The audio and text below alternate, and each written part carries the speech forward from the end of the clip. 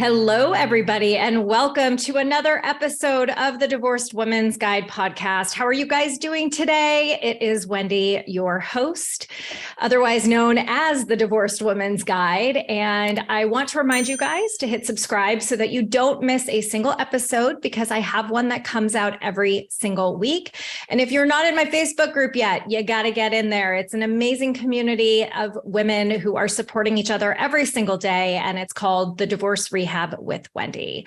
So thank you all for tuning into today's episode. And I am very excited because I am joined by my friend, Stacey Lauren. Hello, Stacey. How are you? Hey, Wendy. How are you? I'm great. I'm so excited to talk to you today.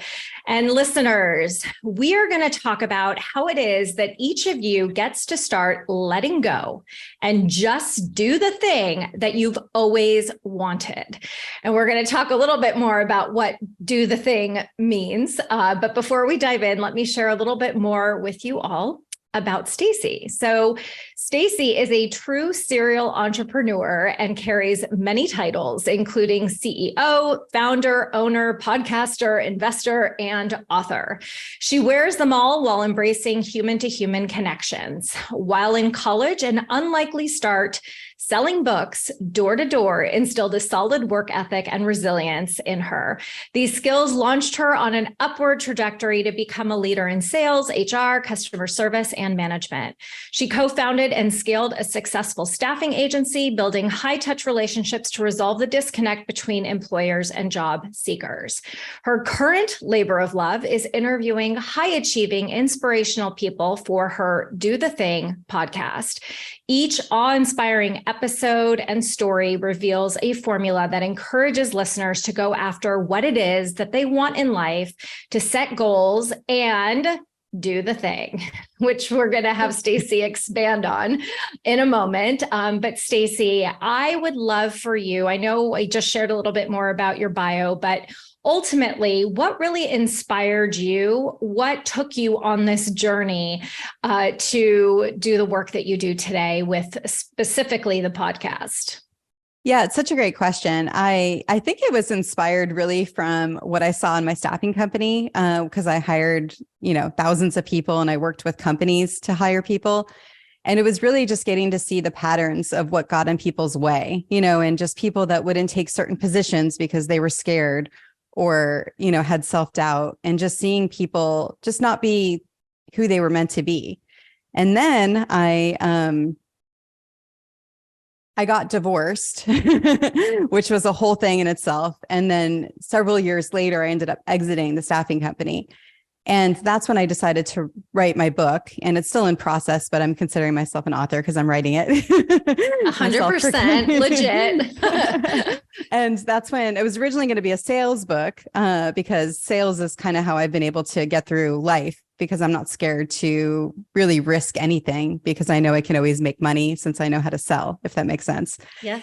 And so I was writing a sales book, and then all of a sudden I started dating. This is after I exited my business. I started dating, and I realized that a lot of the skills that I had learned in sales were applicable to dating. And I'm not talking about like closing or like, how you present yourself. I'm talking about like handling rejection and, just confidence and goal setting and things like that, positive thinking. And it just made dating a little bit more fun for me. And that's when I realized I was in my mastermind one day and I was like talking about the sales book. And then I mentioned the dating thing. And I'm like, I just want to help people do the thing. And then that's when Do the Thing really got spurned. And so it got spurned out of me wanting to write this book. But what really happened kind of through the process, it was really my re-identification of myself, because by me activating my voice through the podcast, I got to learn who I was, and I got to connect to people in such a deep, meaningful way. And I just felt not alone anymore. And it just made me feel more alive with the things that I was doing. And I got to notice really what was even getting in my way of doing the thing, because it was like I was doing the thing in my life, but not always doing it for me. I was doing it for what I thought people expected of me or what I wanted to do for others. And so that's been a work that's still in process, is me learning to do the thing and then help inspire others to do the thing for what's truest to them, not because others think they should do it or because they think others want them to. Yeah, I think that is so incredibly relatable. I know I can relate. I know so many of our listeners are going, oh my God, that's totally me. So many of us come from that desire to people please. And, you and I have even talked about with my story so many times, or my whole life up until my divorce, I was, living the version of me that everybody else saw. And, I love the other thing that's coming up too is that my perspective on dating, it's so interesting. We have so many synchronicities, Stacey. My whole perspective on dating is really kind of test driving this new identity, right? Like getting confident being this new version of yourself. Like that's what I love, when my clients get to that point and they're ready to start dating. So I love that you said it that way, and how essentially Do the Thing was really inspired from your own passion. And I know that this whole mission around it comes from your heart, and it's really about the whole woman, the whole person, who, it's not just one area of life, it's in every single area. So let's dive into the formula. Can we do that? Is that Yeah, good? I would love to. Okay. Yeah. So talk to me about how you created this formula around what Do the Thing means. Yeah, the formula is like, it's everything, because I was writing the book, and then a friend of mine who's a book strategist told me to interview people because I was blocked in my story. I couldn't think of the bad parts of my Do the Thing story. And she's like, well, in order to really have this book be any good, you're going to have to find other people's stories then and find the bad parts of their story, like the struggle parts, Right. And so then I was like, well, if I'm going to be interviewing people, I might as well turn it into a podcast. And that's a story all on its own. We could probably do a whole nother episode, or you could listen to my podcast for that. But, because when you start something new, it's always a struggle. And so Sure. Anyway, I started interviewing people, and I realized that people started having, so my whole goal while I'm interviewing them is let me dissect the patterns of what gets people to do the thing. Because I noticed for me, I had common patterns of what was letting me be able to do the things that I wanted. And so I started interviewing people, in the first like 20, 30, 40 episodes. I'm like, you can hear me real time processing what the person's formula is. And so I'm starting to like go, okay, you have mindset, and you identified your why, and you did goal setting. And so I'm starting to like really do that. And then I think it was by episode 80, the formula started to crystallize, where I started to see the patterns. And that's when I decided to do my first challenge. And we'll get into that later, I'm sure. And then that's when I tested the formula. So the formula it's an acronym, and it's I'm game, which is a really cool name. Yes. Our mutual friend, actually, Deb, she helped me finalize the name, which was really cool. Oh, that's awesome. Yeah. And the I in I'm game is identify the why. And you hear this a lot, right? People talk about identifying the why. What's your purpose? What's your reason behind doing it? But what they don't realize, like, you actually have to do that. Like, it's not just like, oh, I know my why, I'm going to move on. Because I did that when I would do programs. I'd be like, oh, whatever, I know this. But really, in order to complete the program or complete whatever it is, you really do need to tap into it. Because when it gets hard, if you don't remember why you're wanting to do it, it's so easy to stop. Yes. And then the M is mindset. And we're on I'm right now in I'm game. M is mindset. And what I like to do is I really like to help people tap into what their excuses are first on why they don't think they'll be able to do it, or what do they think is going to get in their way. So they can already come up with the reasons why they can, because when you're first excited about something, it's really easy to say, I want to do it. But then, especially if you're supposed to go Sunday at noon to whatever that thing is, you're like, oh, I'd much rather play pickleball or whatever it is that's going to come up, than do the thing. So that's why it's good to already figure out your excuses ahead of time. What are your stories that you need to let go? We'll go back into letting go as well. And then in game, G is goals. And through that's where I do dares and different things, but goals in life. So if you're not doing a challenge, a lot of people talk about SMART goals. I really like to talk about rough draft goal, because I think a lot of people think you have to know exactly what you want to do before you can move. But if you just have an idea called a rough draft, that's good enough. And then you can at least start and make one step towards the goal. And then the A in game is accountability. And that's one of my favorite things, because especially with like fitness, for me, that's my hardest thing. And I need more external accountability with fitness than anything else. So I have someone that I ride Peloton with virtually. I hike with a friend. I have to go to the gym and meet with the trainer. It's really, for me, I have to do those things for external accountability.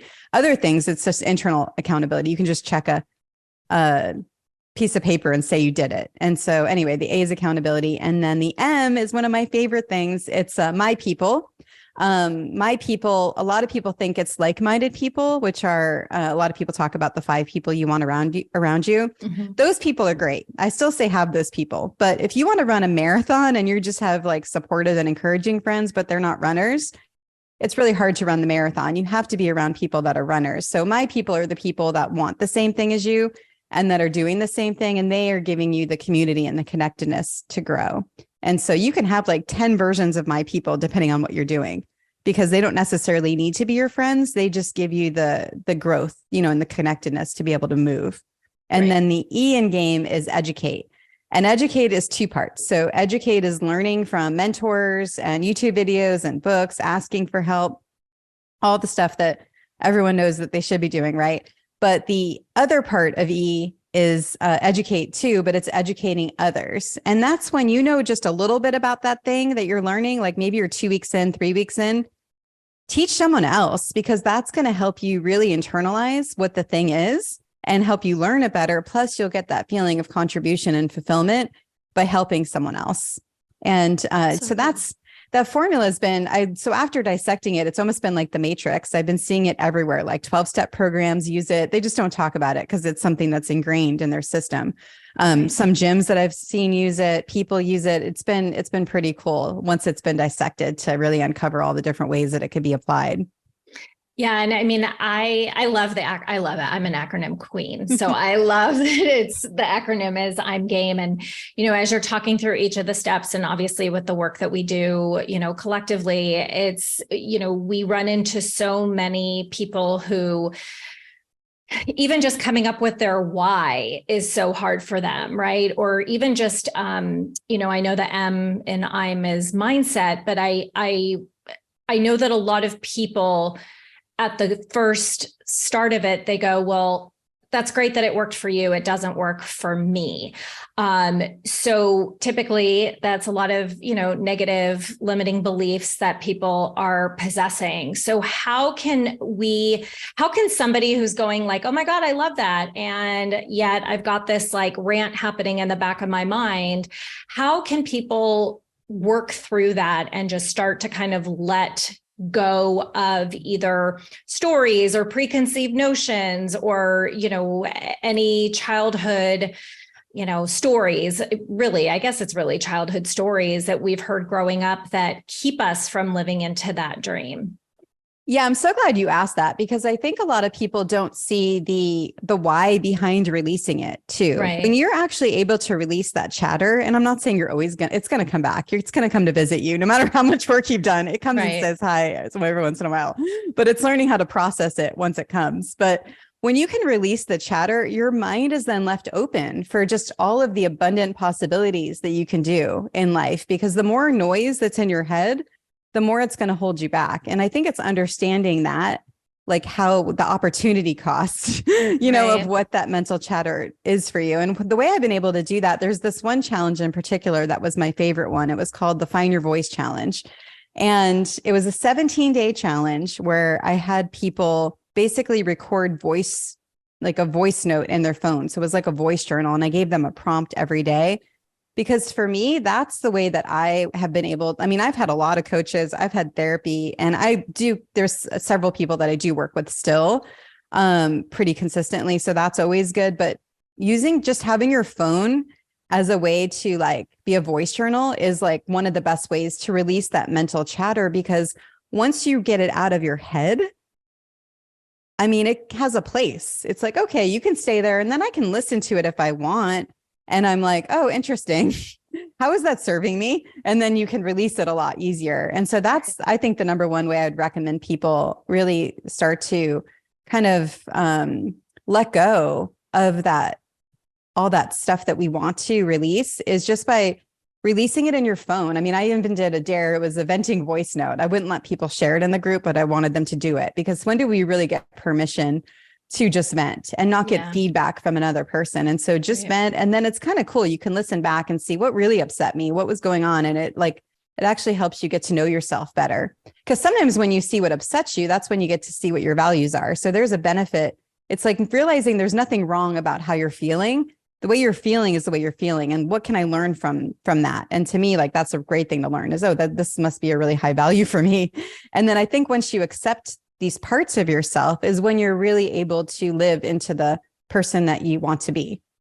Yeah, I love that. And what's coming up for me around what you just said too is by doing that, it's also distinguishing that those negative voices, the limiting beliefs, they're not you. Like they are not you. They are a recording of a voice that has been ingrained in you. But it's so many times we think it's ourselves talking to ourselves. So, but at the end of the day, the way that I like to teach my clients is that like, it's not their voice. Like that is just not their voice. And if they want to know what their voice sounds like, they get to create what the thought is, right? Then write a new story. That's not your voice. So write something new that's going to align with what it is that you want, where it is that you want to go, how it is that you want to feel. Like so many times when like typically our thoughts, right? You get the negative belief, then impact our feelings. And it's all about kind of rewriting the script and having it be, well, what's the feeling underneath, right? I love the part about replaying it because then it's like, wait, how was I actually feeling? And then to create a new thought based on what that feeling is. And I don't think that I feel like, again, we live in a world where it's like to do, totally. check stuff off every 5 seconds and, feel accomplished versus like slowing down, like slow your roll, get present, really think about how it is that you are speaking, recognize what the voice is inside of you, and then make a choice. If you want to keep listening to it, let me ask you, honestly, how's that serving you? Like, be honest with yourself. How's that serving you? And if you want to change the voice, then you have the power to change it. Right. So many of us think that we're powerless against it. Oh, here it goes. The script is running amok again, and we just let it. We give it power. We give it energy. We give it permission instead of taking that back and going, no, I'm not going to listen to this today. Like, no. So what are some other obstacles that you run up against with people in your community when they're doing the thing, doing a challenge with you? Like, what are some other common obstacles that you experience that people are running up against as they are living their dreams, trying to live their dreams? Well, the beautiful part about divorce, is that you really get this awakening, right? Where you're finally getting to reset into who you are. Because this whole other time you've been living for someone else. And, and I don't want to speak for everyone generalized, but a lot of the people that I'm running into, myself included, like you're repressing how you felt. You're like following someone else's dream, and not speaking up for your own needs. So you're like, that's what I like is being able to get people at this point of just like breaking free from all of that. And it's almost like a release because you really get to know who you are, again. And I think one of the hardest things, and I'm kind of dealing with this right now with a few people, is being able to trust the process, right? Like I give these dares. Yeah, I give these dares and I'm like, okay, just do the dares. Activate your voice. And while there's so many people doing it and they're doing it really well, there's a few people that are like, keep asking me questions, but they haven't done the dares yet, And I'm like, just let it release and just follow the process and just do the dares. And so I just saw one of them today. She started doing them. And what I mean by the dare, so a dare is like, right now I'm in the podcast challenge. It's a starting your own podcast. So I went from really big. We started with the dating dare challenge. And then I realized people needed more support in loving themselves, right? Because like dating app culture is exhausting. And I wanted to like get them back to a place of love. So that's when I did the Find Your Voice challenge. And then I went into starting a book challenge. And then now I'm doing a start a podcast challenge. And then the next one is going to be a get fit challenge. And so anyway, there's just different challenges to give them personal growth, to build them into the best person. And so some of the dares are like, if you were going to start a podcast, what would your podcast be about? And then another one is like, tell us about your podcast. And then another one is, how do you want the person to feel when they listen to your podcast? And so, but the word podcast is meant to be like expansive. It doesn't have to be a podcast. It's really like you're doing these dares And it's just a way of you activating your voice. If it turns into a podcast, great. If it doesn't, it's just a mechanism to learn about yourself.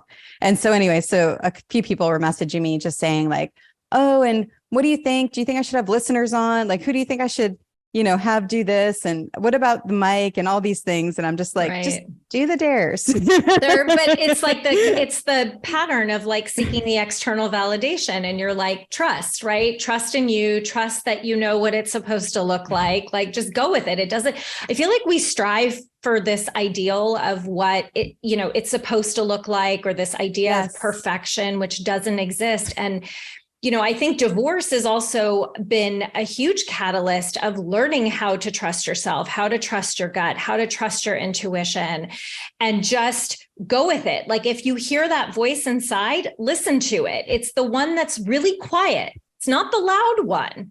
It's the quiet one that's like, hey, I'm here, right? You got to turn the volume down on the negative. Yeah. And you got to turn the volume up on the intuition and the gut and the positive. Like that's what I'm hearing is really what these challenges are really inspiring these women to do. And what happens when they trust? What happens? What are the results that you see? Right? How do these women feel when at the end of the challenge, they're doing the thing? Yeah, it's amazing. I mean, some of them are like, I can't believe this. I signed up for a dating challenge. Now I have a podcast. Like they can't even believe like what's happening. And one woman, she's calling herself a badass. She's amazing. Actually, her podcast is called Healing Words, and she interviews authors of books where their words healed them. Actually, I should connect you with her. I know. I was like, oh, I'd love to talk to her. I'm just thinking this would be really great. No, and she's amazing. And she actually co-hosted the Start a Book Challenge with me. And it's just amazing. Their lives get changed, and it's not because of anything that I've set up. It's because they're doing the work, they're doing the dares, and the dares compound. And it's because they're simple and easy and they're fun because it's called a dare. I mean, who doesn't want to do a dare, Right. It starts with I dare you, and it just gives you a different lens to have more courage. And I listed a few of them. They're nothing that's super complicated. They could do it in a minute, but after like 17 days or 5 weeks or whatever the challenge that I'm doing is, it just compounds into this really beautiful thing. So it really just gets you to go outside your comfort zone, build confidence so you can see things are possible. And then you get to see the doors open as you're moving. Yeah. Can you share more about like what some people are seeing, like what's happening in their lives? Like how are their lives changing as a result of completing these challenges? Yeah. So I have one, Deb Lynn, she's a therapist, and she started the podcast through this, opening doors. That's why it's so funny. Whenever I say doors opening, I always think of her. And she's even saying how she's using it now with her clients because she's gotten to see such a huge difference with her. And then just even with the dating challenge, she mentioned how one of the dares was go to a bar by yourself, because a lot of people will wait for someone to go to a bar with. And while I'm not saying like you guys need to go meet someone at a bar, it just gives you like permission to do things by yourself and not wait for a partner, Yeah. And she said by just even that one dare, she ended up going to the American Legion, which had a bar. And now she's like interviewing veterans and helping veterans. So who would have even known one dare of go to a bar by yourself, like to meet people for dating. Now she's like starting this whole new thing. So that's one example. And then I have Natalie, who started her own Facebook group after one of the challenges. And it's an amazing, now she's creating this space for all these people to do the thing, and it get connected in a different way, and it's it's been really beautiful. And she hosted actually one of the challenges in my group, the book Attached, which if you guys haven't read, it's so good. We did a book club on that, and she hosted it every week and did like a reading, and everyone was able to get more into it. And it was cool. It was her idea. She's like, can I run this in the group? And I was like, sure. And then it was great because it got me to see kind of what Do the Thing can do with having other people host things as well. Right. So what I'm hearing is when we allow ourselves to do something uncomfortable, there's always growth on the other side, right? And it's really leaning into the discomfort, not pain, you guys. There's a difference, but leaning into the discomfort and trusting that there's something big on the other side. I mean, I will tell you, like, that is how I wound up doing the work I do today. Like, I went into this life coaching thing and I didn't know what I was going up against. I knew nobody walking into this room. I was terrified. And because I just said, you know what, Wendy, like, just do it. Like, just do the thing. Just get in there, Wendy. Right. And I let myself be vulnerable in this room. It was a safe, confidential place. So I knew that I could go there. And you guys, like, I'm sitting here now, 6 years later, living my best life. And had I given into the fear of, the stories and the unknowns and all of this stuff, what are people going to think of me? Right. Running, if I let my stories and my fear take over, I wouldn't be where I am today. And I love those examples because by those people just doing it, it's like all of a sudden, like, their whole perspective, their whole world just opened up, right? And that's when the possibility comes in. That's when the flood of, I just got goosebumps. That's like when the flood of, like, the love, the light, the goodness comes flooding in. And that is ultimately what gives us the courage. It gives us the confidence. It gives us the strength. It eliminates the self-doubt and just propels us into this beautiful light. I love this concept, Stacey. Like, I absolutely love this work that you're doing. I love how inspiring it is. I love how you are tapping into it across all these different areas of life that we get impacted by. And ultimately it's really leaning back in and trusting yourself and trusting in the co-creation between you and the universe, that something amazing is going to be on the other side of this. So, any final words that you want to leave our audience with today? Yeah, I just think I should let you guys know it's not easy. Like, it's so easy to stay in the safety zone and like stay on the couch and watch the Netflix, right? Like, that's so comfortable and supportive and cozy. It's so fun. But once you just make with the one move, whatever that move is for you, it could be the slightest, littlest thing that you could do. And that's just like the first step. And then once you do that, then just do one more thing. It doesn't have to be something crazy, just start with like these little things. And that's what I would just suggest. Just don't think you have to go from like 0 to 100 in a day. Right. And then the other thing is be comfortable just having it be messy. I love calling myself like messy, massive action. That's what I do. It's like nothing looks perfect on the outside. It's always messy. And I think that's what people like so much about my stuff is it's like not perfect because I'm giving you permission. Exactly. To show up how you are. And I think that helps. I mean, the other day I did a Facebook Live in a shower cap. Like after taking my shower. Real and authentic. Because Love I it. wanted to show them it doesn't freaking matter because they kept thinking they had to be all this thing, to like, and I'm like, no, just be yourself. And so anyway, that's kind of the way I was getting them. First week was mindset. So yeah, it was just the funniest thing. So that would be my final words is just be you. If you don't know who you is, find you and record something in your phone today. And that'll help you kind of get some clarity. I love that. Stacey, thank you so much for being here today. And I want people to know where they can find you. And I know that you mentioned that you're going to be doing a new challenge coming up. So how can people find you so that they can get more information and potentially sign up to do the next challenge with you? Yeah, thank you. Yeah. So dothethingpodcast.com has all my podcast. And then I'm on Instagram, Do The Thing Formula. I have a new YouTube, which is Do The Thing Formula. And then for the singles community on Facebook, it's a private group. So you'll have to request to join, but just say you heard about it from Wendy's podcast. And that is Do The Thing Singles. Awesome.